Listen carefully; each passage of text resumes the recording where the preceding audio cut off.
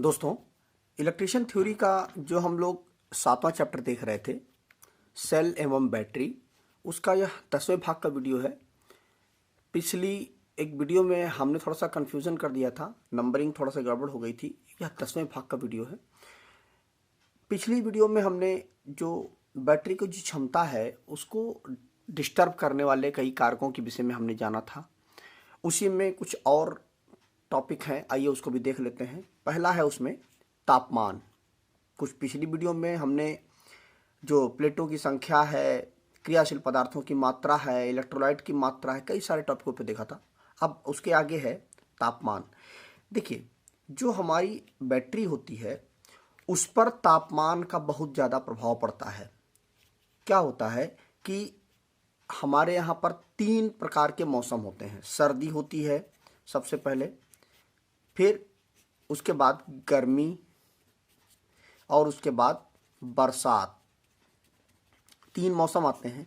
इसमें से जो हमारी सर्दी होती है वह एक अलग प्रकार का जो है एटमॉस्फेयर देती है, गर्मी एक अलग प्रकार का एटमॉस्फेयर देती है और बरसात एक अलग प्रकार का एटमॉस्फेयर देती है। लेकिन इस पे बात ये आती है कि हमारी बैटरी पर क्या प्रभाव पड़ता है। देखिए, कोई भी चीज़ है अगर उसको गर्म किया जाता है तो उसकी जो सांद्रता है उस पर प्रभाव पड़ता है। सांद्रता मतलब उसका गाढ़ापन। अगर कोई भी चीज़ है, जैसे आप गरी का तेल ले लीजिए, घी ले लीजिए, उसको जब आप गर्म करेंगे तो क्या होगा, वह पिघल जाएगा और वह बहुत ही मतलब और लिक्विड फॉर्म में हो जाएगा, तरल हो जाएगा। उसी तरह से हमारी जो बैटरी होती है उसके अंदर क्या डाला पड़ा होता है, इलेक्ट्रोलाइट पड़ा हुआ होता है। अब जो इलेक्ट्रोलाइट होता है वह सर्दियों में, निश्चित बात है, जो हमारा पानी होता है वह क्या होता है, सर्दियों में जम जाता है और गर्मी में पानी की तरह हो जाता है, एकदम लिक्विड हो जाता है। तो जब हमारी गर्मियाँ आती हैं तो जो हमारा इलेक्ट्रोलाइट होता है उसमें भी तो पानी H2O प्लस H2SO4 यही चीज़ तो होता है, तभी तो हमारा इलेक्ट्रोलाइट बनता है। तो अब हमारा सबसे पहले बात तो क्या है, इसमें पानी है। तो पानी क्या हुआ कि जब गर्मियाँ आई तो गर्मियों में जो हमारा इसके अंदर जो पानी पड़ा हुआ है उसका जो तापमान है वह बढ़ जाता है गर्मियों में। अब जब इसका तापमान बढ़ गया तो क्या होगा, जो इलेक्ट्रोलाइट है हमारा वह ज़्यादा क्रियाशील हो जाता है, जिसकी जो रासायनिक क्रिया होती है वह ज़्यादा क्रियाशील हो जाती है और जो इलेक्ट्रोलाइट है उसकी जो क्षमता है वह भी बढ़ जाती है।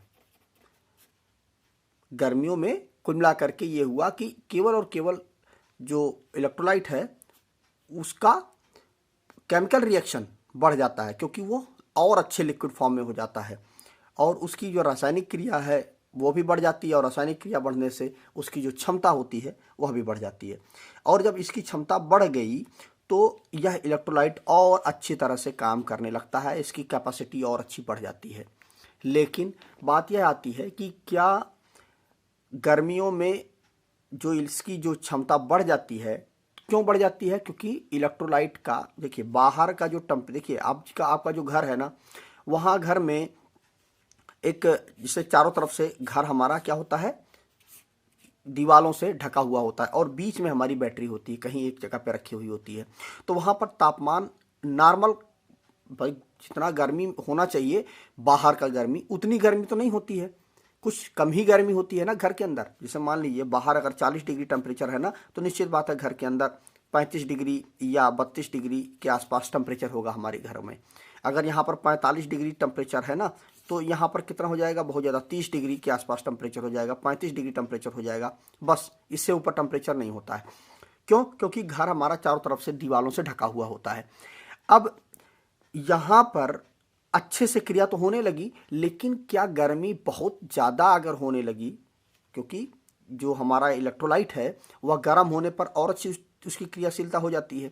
लेकिन अगर गर्मी बहुत ज़्यादा बढ़ने लगी तो क्या यह और अच्छे से काम करने लगेगा? ऐसा नहीं है। हर चीज़ की एक लिमिटेशन है, एक सीमा है हर चीज़ की। अब उस सीमा से यदि ज़्यादा इसके इलेक्ट्रोलाइट को गर्मी मिलेगी, ज़्यादा तापमान मिलेगा, तो भी वह बैटरी के लिए नुकसानदायक है। एक सीमा तक वह हर चीज़ को अच्छे से और अच्छे से कर सकता है, लेकिन 43 डिग्री सेंटीग्रेड से यदि ऊपर इसका टेम्परेचर बढ़ता है, तापमान बढ़ता है, तो हमारी बैटरी हमेशा के लिए खराब हो जाएगी। मतलब कुल मिलाकर के ये हुई बात कि बैटरी का टेम्परेचर आपको देखना पड़ेगा। नॉर्मली जो घर का टेम्परेचर होता है वो इतना नहीं होता, क्योंकि 43 डिग्री टेम्परेचर अगर घर का टेम्परेचर हो जाएगा ना अंदर का, तो बाहर का टेम्परेचर 50 से 55 डिग्री हो जाएगा। इसलिए बहुत ज़्यादा घबराने की बात नहीं है, इसीलिए बैटरी हमारी ख़राब नहीं होती हैं। लेकिन फिर भी जानकारी के लिए है कि एग्ज़ाम में अगर पूछ लेता है तो आपकी जानकारी के लिए है कि अगर 43 डिग्री सेंटीग्रेड यदि बैटरी का टेम्परेचर हो गया तो बैटरी हमारी हमेशा के लिए ख़राब हो जाएगी। तो बैटरी को इस चीज़ को भी आपको मॉनिटर करना पड़ेगा कि अगर कभी बाहर का टेम्परेचर बहुत ज़्यादा बढ़ रहा है, आपने देखा, तो आप बैटरी को एक बार हाथ से चेक कर लें, क्योंकि 43 डिग्री टेम्परेचर बहुत ज़्यादा होता है। आपको समझ में आ जाएगा कि टेम्परेचर है। आप थर्मामीटर से भी नाप सकते हो, या लेज़र गन जो आती है थर्मल वाली, उससे भी आप नाप सकते हो। लेकिन यह जो 43 डिग्री जो टेम्परेचर है ना, यह बैटरी के इलेक्ट्रोलाइट का टेम्परेचर की बात की जा रही है।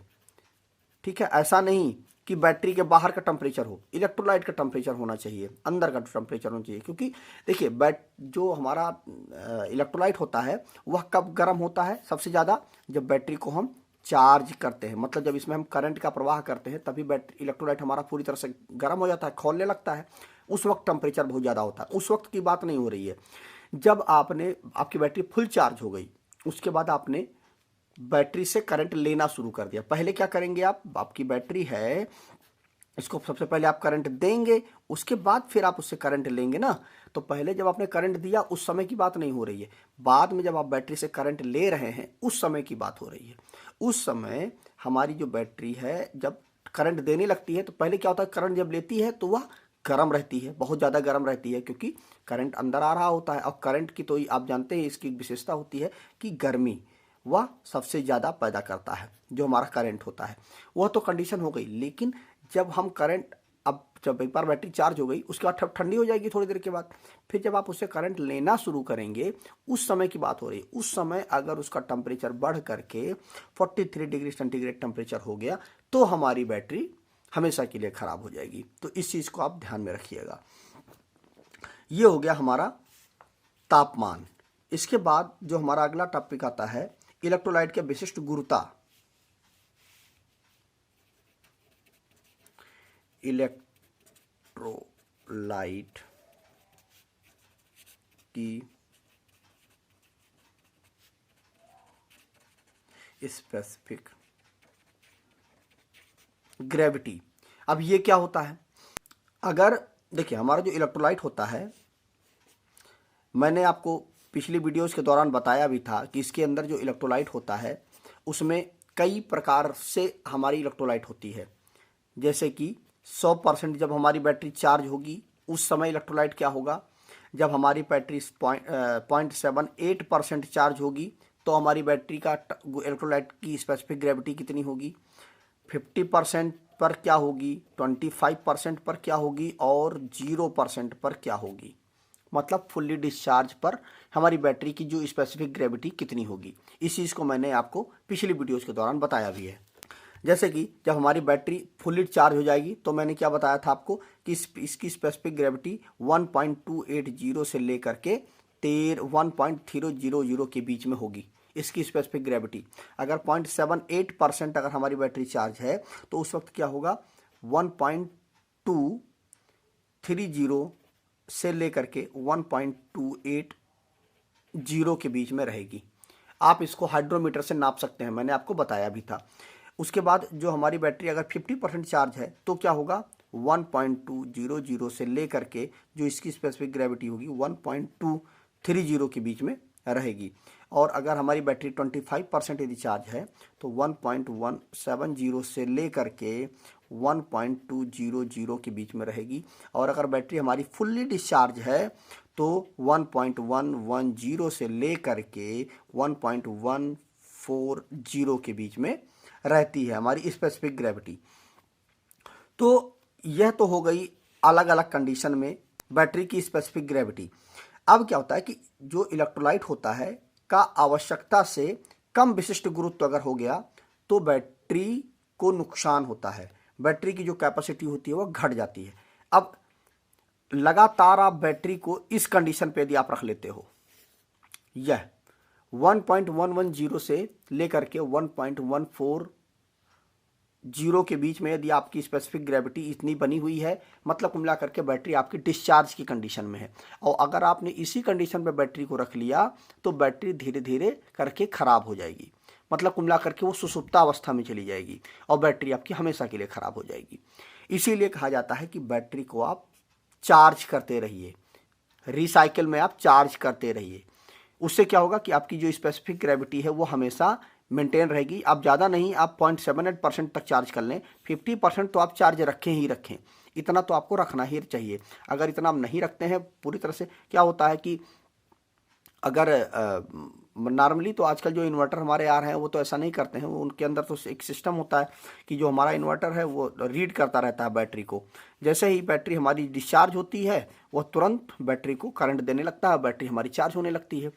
लेकिन जो चार्जर आते हैं, जो बैटरी चार्जर वगैरह होते हैं, उनमें ऐसी चीज़ें नहीं होती हैं। उनमें आपको बैटरी को ऑन, मतलब चार्जर को आपको ऑन करना पड़ेगा, ऑन करेंगे तभी जा करके वो करंट देगा और बैटरी को चार्ज करेगा।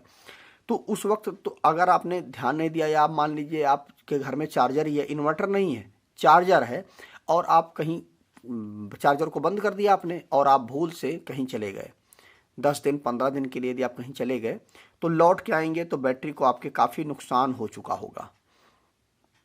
इसीलिए जो इन्वर्टर है वह बेहतर काम करता है। आप अगर कहीं 10-15 दिन के लिए कहीं जा रहे हैं घर से बाहर घूमने उमने के लिए, तो आप कभी भी इन्वर्टर को बंद करके ना जाएं। बहुत लोग होते हैं इन्वर्टर को बंद कर देते हैं। इन्वर्टर को यदि आप बंद करते हैं तो आपकी बैटरी, देखिए कुछ समय के बाद, जैसे आपकी बैटरी फुल चार्ज आप करके गए, आपने स्पेसिफिक ग्रेविटी कितनी कर दी, इतनी कर दी, फुल चार्ज कर दी आपने। अब अगर आपने बैटरी को यूज नहीं किया, मान लीजिए 15 दिन 20 दिन 25 दिन के लिए, 1 महीने के लिए आप कहीं बाहर चले गए, तो उस वक्त क्या होगा, यह स्पेसिफिक मैंने आपको क्या बताया था, जो आपका इलेक्ट्रोलाइट होता है उसमें क्या क्या चीज़ें होती हैं, H2O होता है प्लस H2SO4 होता है, जिसमें से जो हमारा H2O होता है इसकी जो स्पेसिफिक, इसकी जो डेंसिटी होती है वह कम होती है और इसकी जो डेंसिटी होती है वह ज़्यादा होती है। इसीलिए जो हमारा H2SO4 होता है वो नीचे तलहटी में बैठ जाता है, यहाँ पे आ जाता है H2SO4, और जो पानी होता है वो हमारा ऊपर रहता है। ठीक, अब जब पानी ऊपर रहता है तो पानी ऊपर, H2SO4 नीचे, क्योंकि इसकी डेंसिटी ज़्यादा है। अब आपने क्या किया, बैटरी को चार्ज कर दिया तो बैटरी हमारी पूरी मिक्सअप हो गई, जो हमारा जो H2SO4 और प्लस पानी है दोनों मिक्सअप होकर के इलेक्ट्रोलाइट बन गया हमारा। उस वक्त हमारी स्पेसिफिक ग्रेविटी कितनी हो गई, इतनी हो गई। और जब आप बैटरी को डिस्चार्ज है, दोनों चीज़ें अलग अलग हैं, तब आप स्पेसिफिक ग्रेविटी नापेंगे आप, तो कितना आएगा, इतना आएगा। अब इतना था, आपने चार्ज किया तो स्पेसिफिक ग्रेविटी इतनी पहुंच गई। ठीक है, लेकिन आप कहीं चले गए फिर और आपने इन्वर्टर को भी बंद कर दिया, तो इन्वर्टर तो आप चार्जिंग तो देगा नहीं।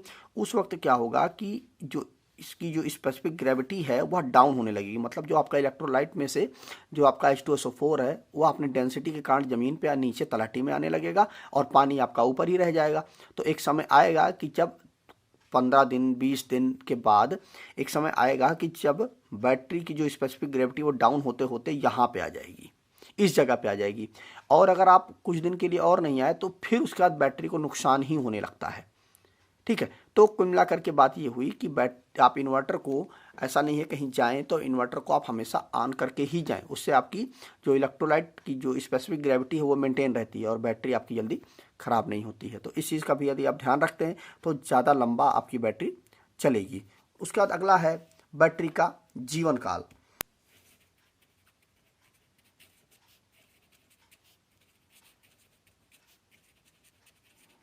अब बैटरी का जीवन काल क्या है कि देखिए, बैटरी का प्रयोग के समय में बढ़ोतरी होने से साथ बैटरी की क्षमता घटती चली जाती है। अगर हमारी बैटरी है, मान लीजिए 150 एएच की बैटरी है, ठीक है, तो ऐसा नहीं है, देखिए हर व्यक्ति को हर व्यक्ति है, कोई व्यक्ति है या कोई मशीन है या कोई भी चीज़ है, उसको थोड़ा रेस्ट चाहिए, आराम चाहिए।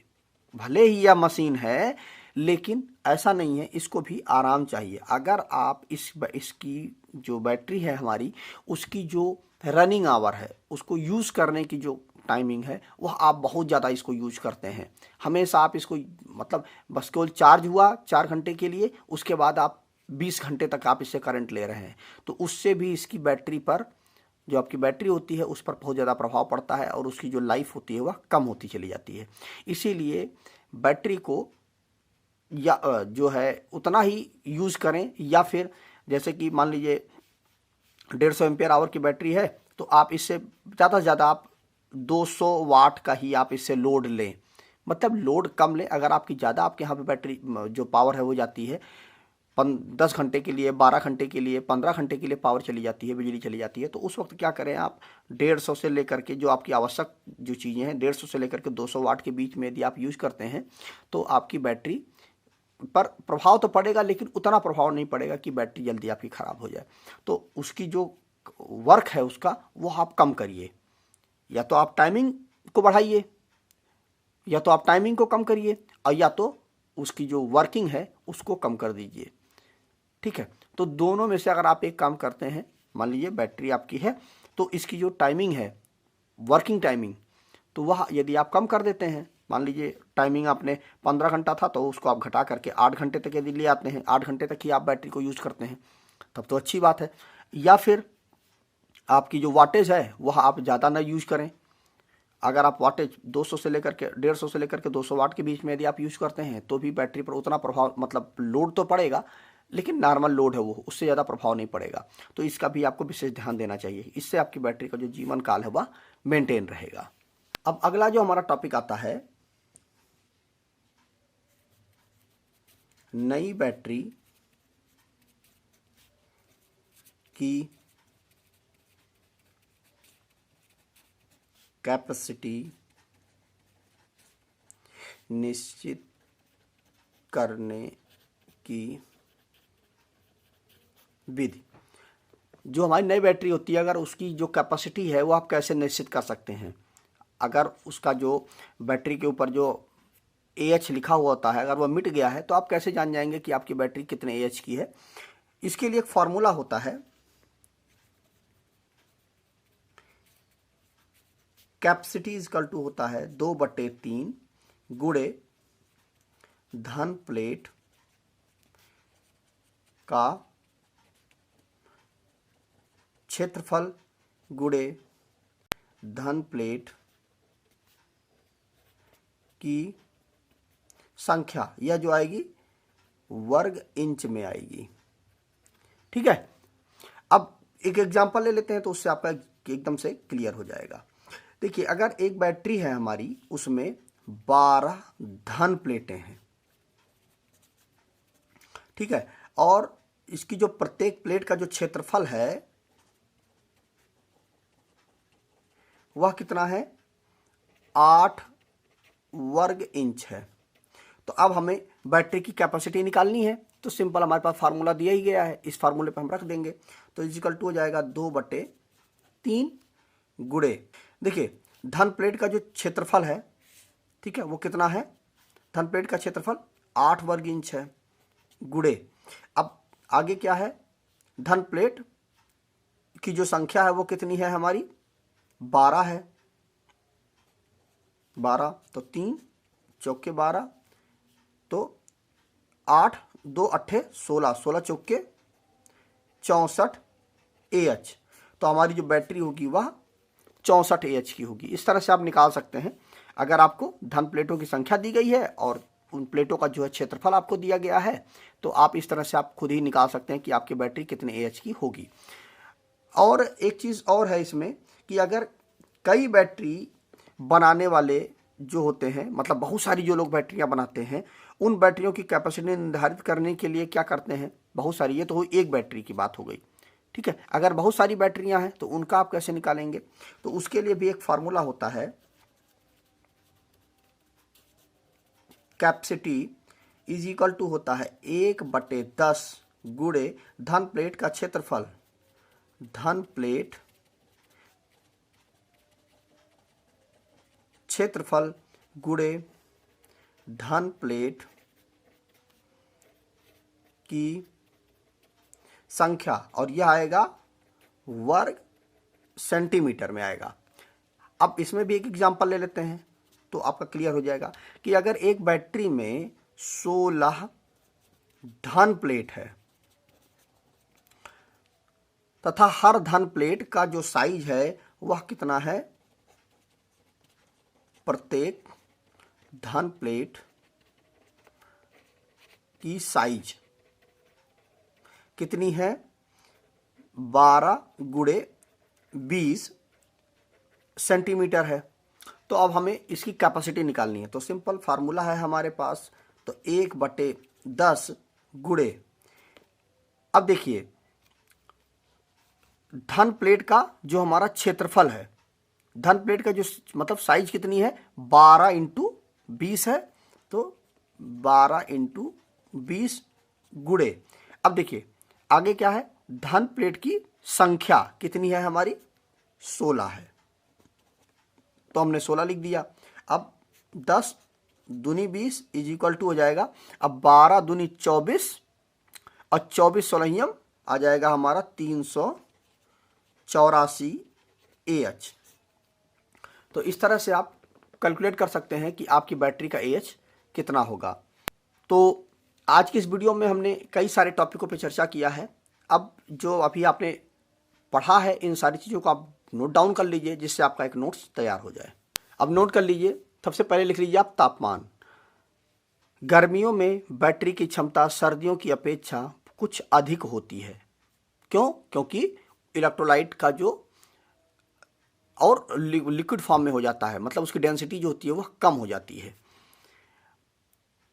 अधिक तापमान पर रासायनिक क्रिया तीव्र हो जाने के कारण बैटरी की क्षमता बढ़ जाती है। यदि बैटरी का प्रयोग करने से तापमान 43 डिग्री सेंटीग्रेड से ऊपर हो तो बैटरी हमेशा के लिए खराब हो जाती है। अगर 43 डिग्री से ऊपर गया तो बैटरी हमेशा के लिए खराब हो जाएगी। इलेक्ट्रोलाइट की स्पेसिफिक ग्रेविटी, इलेक्ट्रोलाइट का आवश्यकता से कम स्पेसिफिक ग्रेविटी बैटरी की कैपेसिटी को घटा देती है।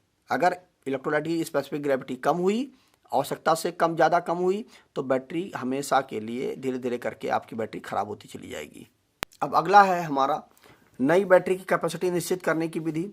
तो कैपेसिटी = 2/3 × धन प्लेट की क्षेत्रफल गुणे धन प्लेट की संख्या वर्ग इंच में। यह आप नोट कर लीजिए, एग्जाम्पल लिख लीजिए आप, जो मैंने अभी आपको बताया है। एक बैटरी में 12 धन प्लेट है तथा प्रत्येक प्लेट का क्षेत्रफल 8 वर्ग इंच है। तो कैपेसिटी = 2/3 × 8 × 12 = 64 AH।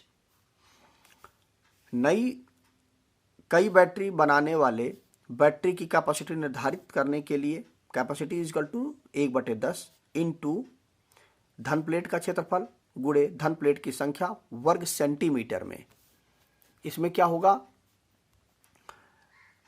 अब एग्जाम्पल क्या है कि एक बैटरी में 16 धन प्लेट हैं तथा हर धन प्लेट का साइज 12 × 20 है सेंटीमीटर है। तो कैपेसिटी = 1/10 × 12 × 20 × 16 = 384 AH। तो इस तरह से आप कैलकुलेट कर सकते हैं खुद ही कि आपकी बैटरी का AH कितना है। तो मुझे उम्मीद है कि वीडियो से जो चीज़ें मैंने आपको बताने की कोशिश की है वो आपकी समझ में आ गया होगा। तो आज की इस वीडियो में बस इतना ही। मिलते हैं नए वीडियो में। नमस्कार दोस्तों।